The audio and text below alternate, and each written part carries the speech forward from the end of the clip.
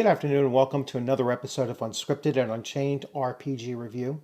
I am DM Bloodworth, and as you can see, today I'm going to be taking a deep look into Advanced Dungeons & Dragons, first edition, and basically ask, or more probably answer, why is this still so playable?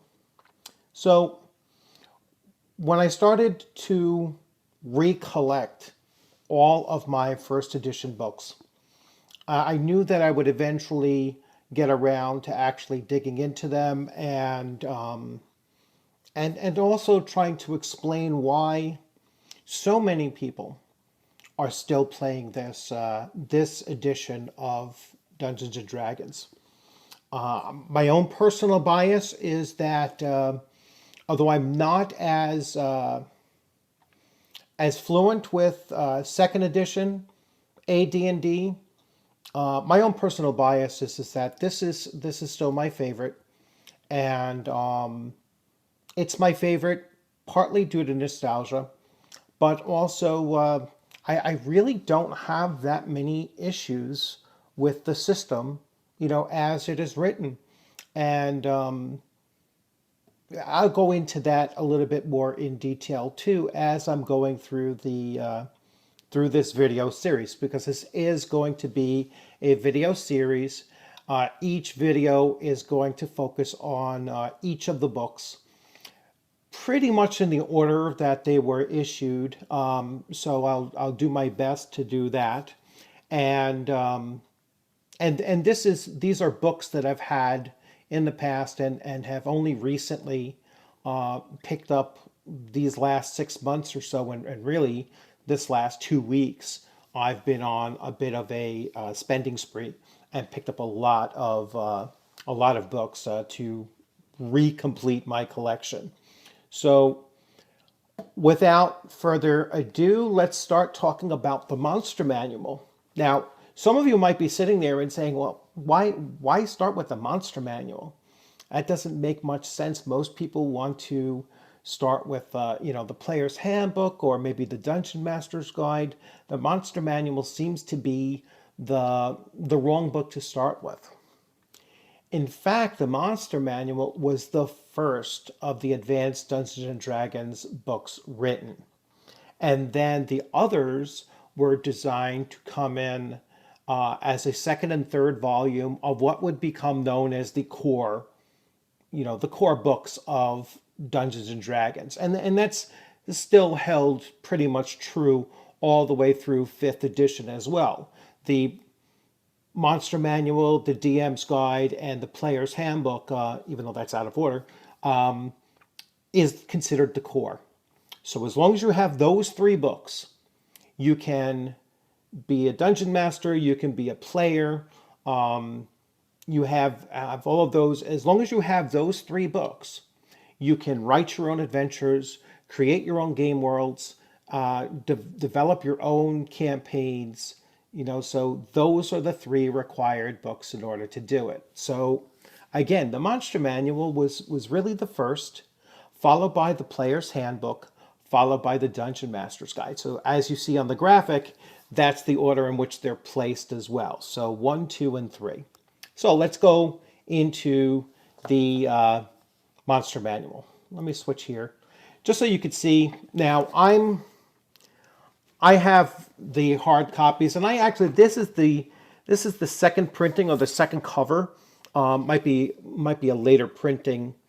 I didn't necessarily have these. I had all of the original covers when I owned them back in the late 70s, early 80s.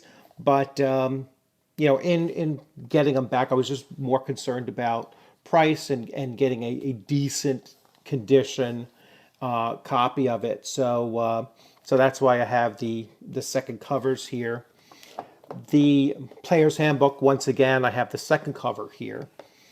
Now, the Dungeon Master's Guide, I have the original cover, but because of a snafu with Amazon, they actually reimbursed me and said I don't even have to send this back to them. So I got it for free, so I'm not going to complain that I don't have a matching set. And this was the original that I had. So this will be third in the video series that I'm doing. So even though I have this one, I am going to be using the PDF to actually page through. And the PDF is the original, so there shouldn't be any changes other than cover art from what I have to what you're actually seeing. So let's switch views here.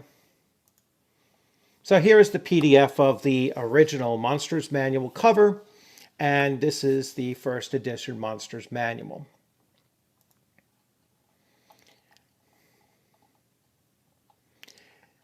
Now, I really like this forward, and I'm going to read a portion of it to you because I think it's important. It is with a certain measure of pride that we at TSR bring you this second part of the new Dungeons and Dragons release. A release is the long-awaited Monster Manual for Advanced Dungeons and Dragons.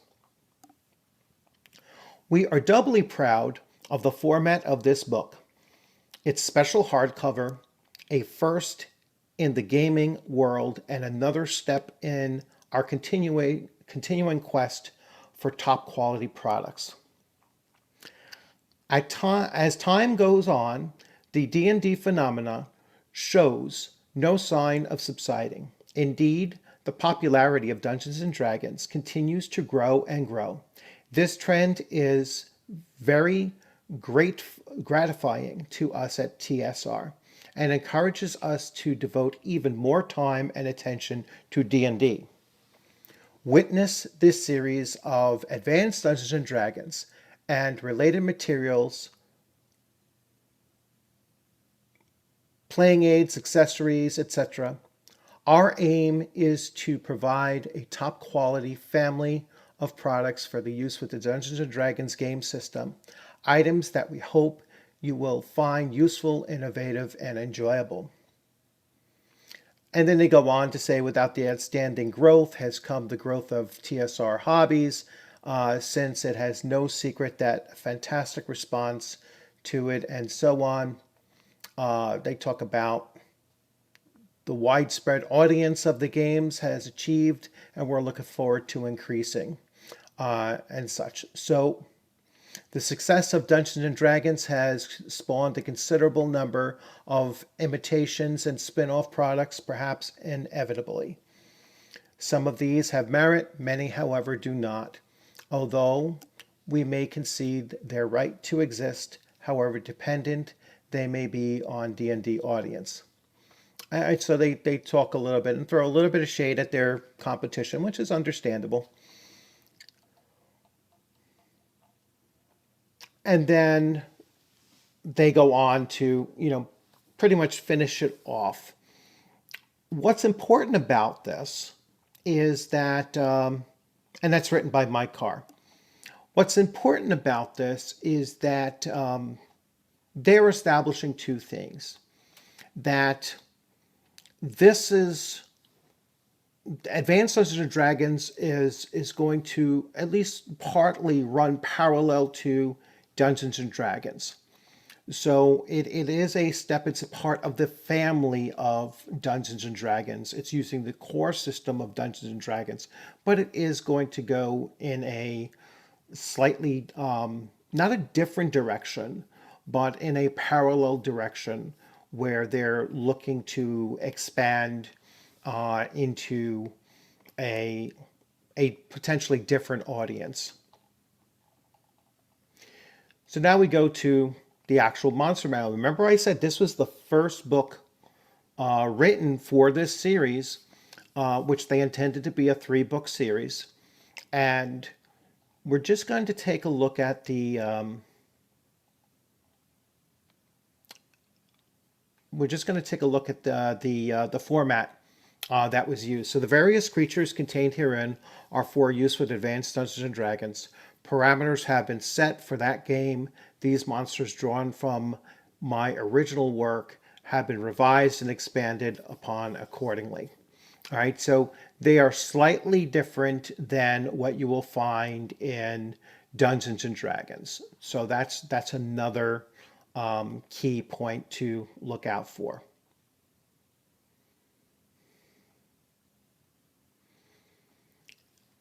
They talk about the use of the term monster, which because you have elves and half elves, and they even address it here. However, despite the terminology, humans and such kin as dwarves, elves, gnomes, half elves, and halflings also use the matrix for humans when attacking. So they all use the same thing, and they're calling them monsters in here, not in a derogatory term. They're just using it as a it's they're not categorized as monster creatures. Otherwise, human, humanoid, or beast are more aligned with what they should be listed as. So, not all things in the monster manual are monsters. Some are human, some are humanoid, and others are beasts.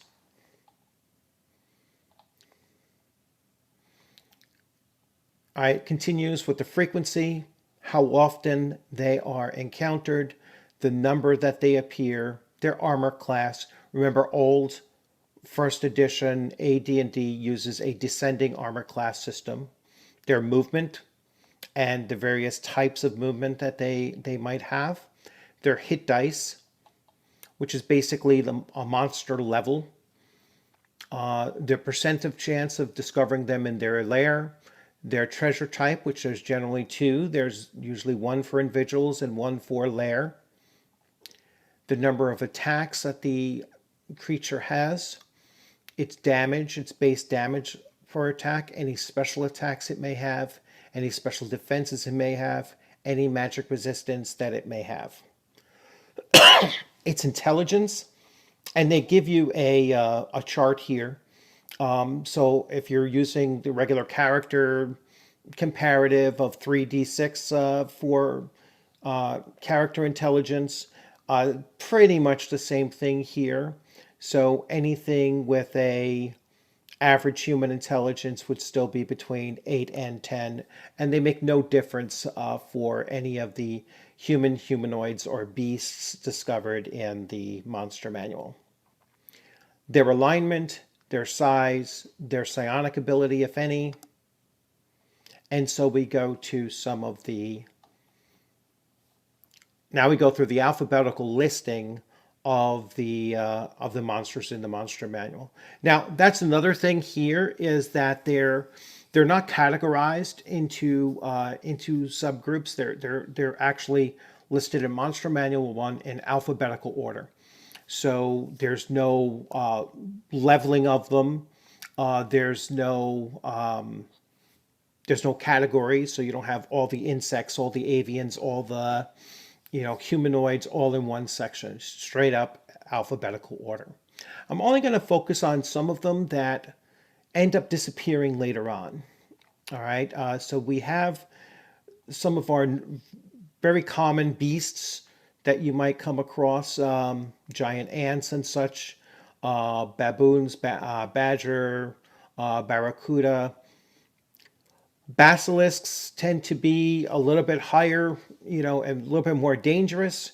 And so you'd start getting these in more mid-level adventures. Same thing with dinosaurs or things very similar to that. So this giant beast here is 14 hit die.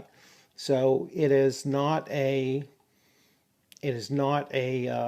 low-level character group type of encounter that you would have. There are bears, which are fairly common, and as you can see, common, uncommon, uncommon. Giant beavers, a lot of giant-sized animals in Dungeons and Dragons in particular, and even more so in Advanced Dungeons and Dragons. You have giant beetles.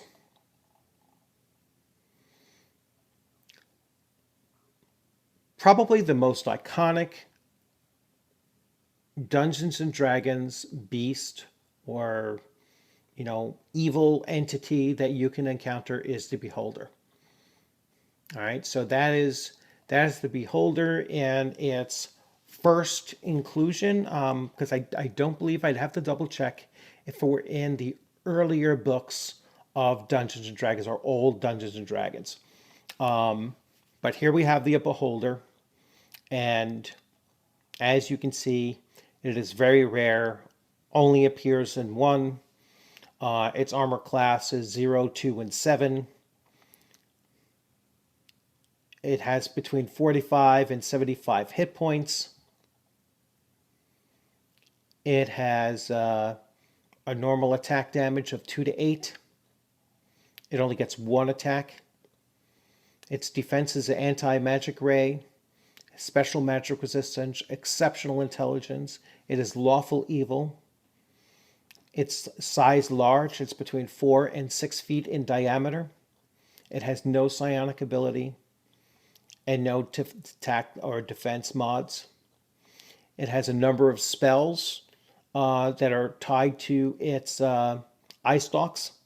So each eye stalk has a different spell that it can cast. And this is a serious baddie. This is a very, very dangerous creature for you to encounter. We'll continue on. So here's one of your first Fey creatures. All right, so a brownie. So it's relatives of halflings or other pixies and such. So again, if people dispute, it shouldn't be in a monster manual. It should be in a separate. Again, the monster manual is humans, humanoids, and beasts. Sorry. Common buffalo, bugbear. So bugbear would fall under the humanoid category. So not a human, not a beast, but a humanoid. Now, there's a lot of dispute about these being an alignment of chaotic evil or any of the humanoid races being a set alignment that is evil, because it basically, the belief is that it pigeonholes the dungeon master to always treat all representatives of this race as being evil. And now they may do that, and that's perfectly fine. They may decide, oh, I'm going to make a bugbear lawful neutral, just as a unique character that the players can encounter, and that's perfectly fine as well. Are you going to have large societies that break from this trend? Probably not. So I look at alignment systems as they're used here in the Monster Manual as being what is the normal or standard or more common alignment that these creatures or beasts or humanoids or even the humankind that are in here, what are they normally like? So it's not an absolute, and never designed to be an absolute either. There's always been that flexibility to alter anything that you see in here. Let's find something else. Carrion crawler is also a fairly well-known creature to encounter. Centaurs. The centaurs would fall under the category of I would put them either in humanoids or I would put them in humanoids. Even though these tend to be, as I said, neutral to chaotic good.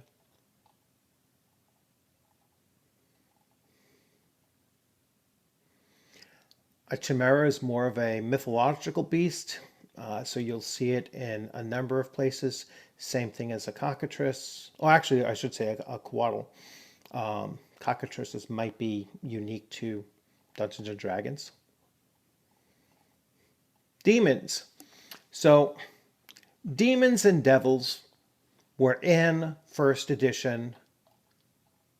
We're in first edition Dungeons and Dragons, and during the Satanic Panic, these are what are going to raise a great deal of controversy, especially images like this iconic image here of the succubus, and just the whole idea of the game having demons and devils is going to become a a major point that the opposition to the hobby are going to point out.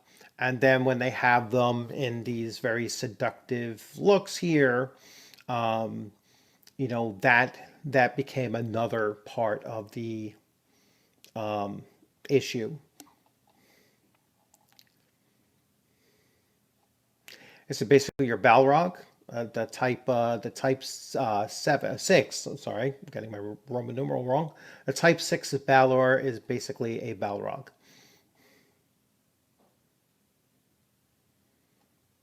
Again, some partial nudity here became an issue.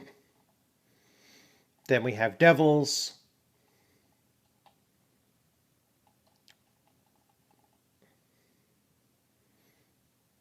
Even though it's not a very seductive picture, but they did bring up the Erinyes as well.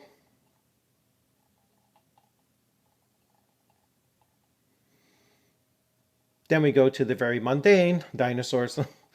So from controversial right to, a very mundane thing. But again, we're going alphabetical.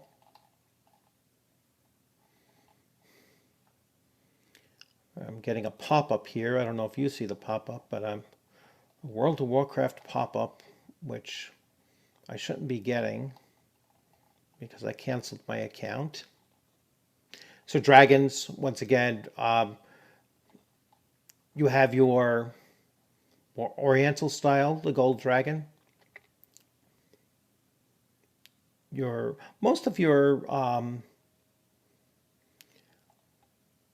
Most of your dragons either are colored or they're metallic, and so that's why you'll see a mixture of bronze and copper and black and gold and red and such. Later on, they become a little bit more. You'll end up with like cloud dragons and ice dragons and such, or undead dragons. I fought a dragon turtle once, and I forget exactly when, but another very dangerous creature. Dryads fall under the Fae category of creatures, so tree sprites basically.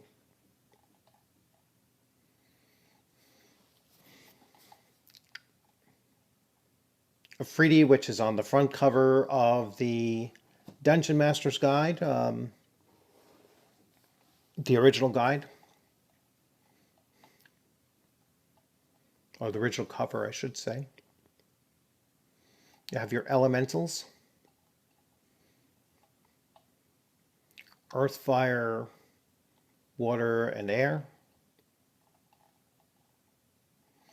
So elves, like I said, they put them in the monster manual,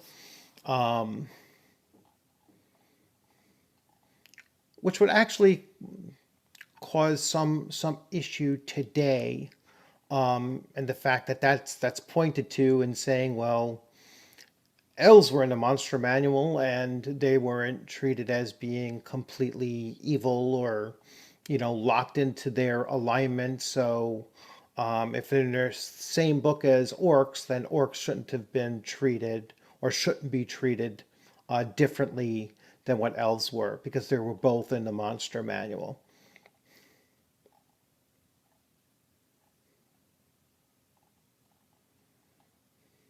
In some cases, I'd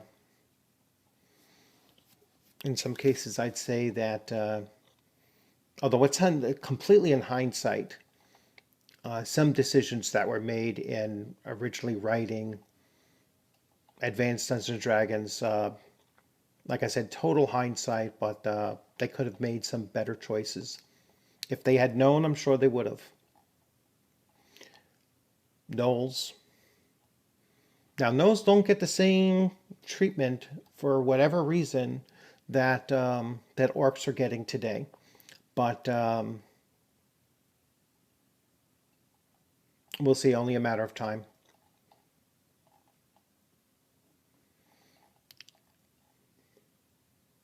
Golems, which are all constructs, basically.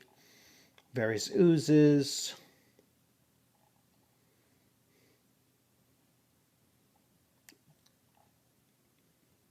Groaning spirits, which are kind of so halflings.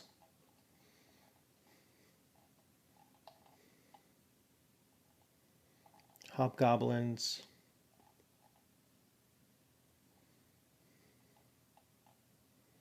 Homunculus. We just encountered one of these in my current AD&D game, first edition, that we're running on Sundays. If I bothered to look and saw that he was only 2 hit dice, would probably tried to kill him if we had the opportunity.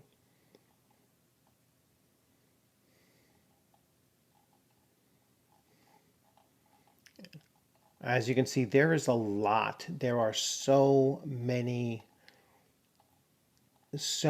different creatures and beasts and humans and humanoids in here that it really is everything that you could need to use to write a number of different adventures, and rarely, if ever, use the uncommon or rare or very rare more than once. You're obviously going to use your common and your uncommon, much more often than your very rares or rare. And occasionally there are unique creatures, but uniques are usually not found in monster manuals, other than the devils and like archdevils and archdemons. But for the most part, everything in here is non-unique and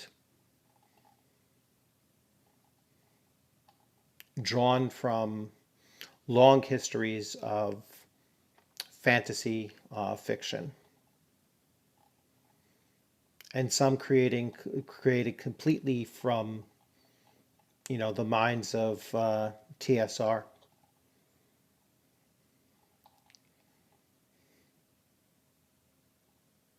All right, Ogre Mage from Japanese origin. And so mythology is drawn from, all around the world. So orcs here are lawful evil. And if you, read their description, you'll see what they're basically all about is fairly lawful evil. It doesn't mean that you cannot have exceptions.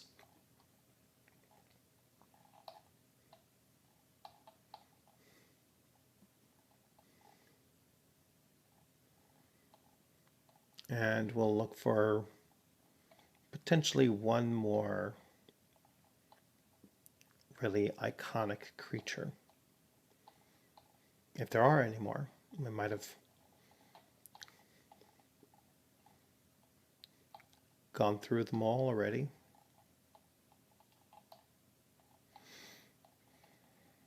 I recently had my D&D group face a shambling mound, although I had to strongly modify it because of its special defenses and everything. It would have made it an impossible task for them to defeat, especially at the level that they were at.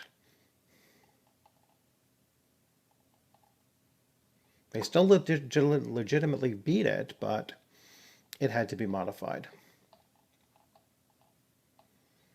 which goes to show you that all of the rules and the written materials for Dungeons and Dragons have always been encouraged. DMs have always been encouraged to make alterations to it as they, found the need to do so.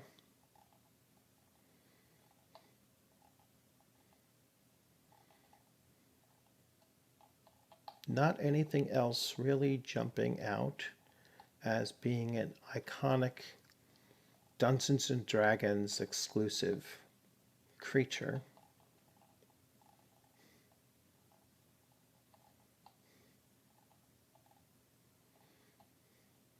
I'm not sure whites are, but whites are really nasty in first edition. When you lose anything that does a level drain, that level drain is permanent. Um, it doesn't wear off after time. It can be restored, but the restoration spell is very high level. Um, quite costly to have access to it.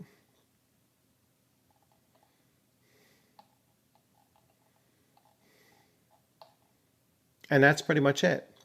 So zombie finishes it off. Zombie's a very, very common creature to use, especially for low-level adventures. Then you have your treasure types.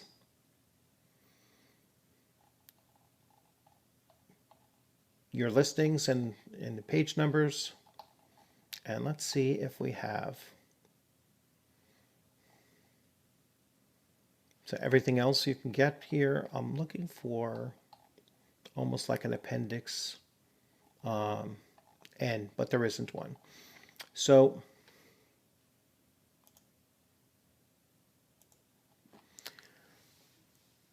as you can see, there's a lot in this book here. There's literally months, if not years, of content that you can exclusively use just from this book here.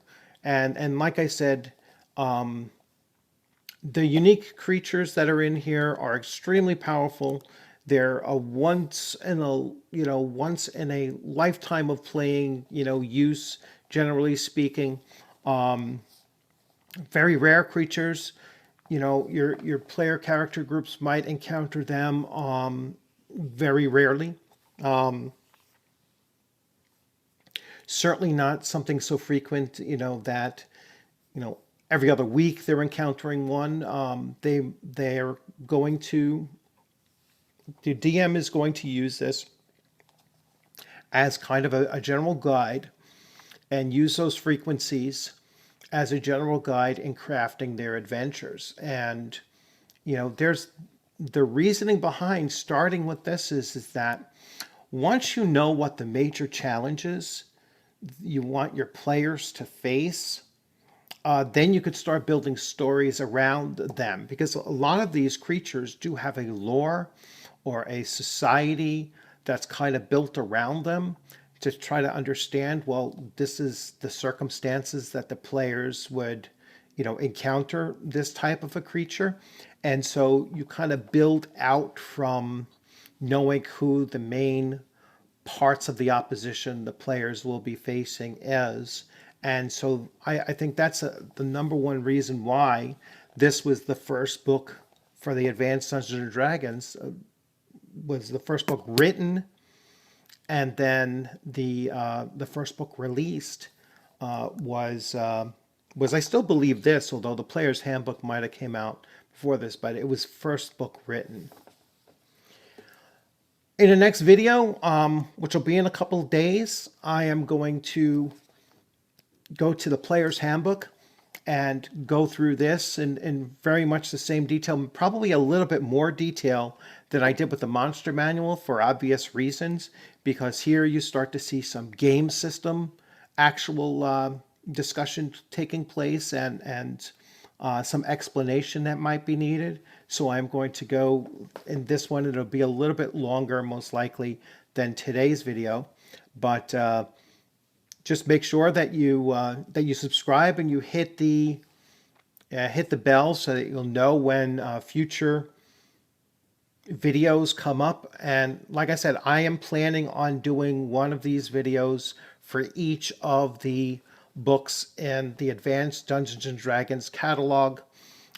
First edition, obviously, and probably within a week or two, I will have my complete collection and I'll be able to run through all of those, with the exception of most likely the Manual of the Planes and any of the other setting books. So, like the Dragonlance or even the Adventures in Greyhawk hardcovers. I'm not going to have a video for those because I don't have them in my collection, and they're really not on my radar to include them in my collection. So once again, I hope you enjoyed this video, and I look forward to seeing you on a gaming screen sometime soon.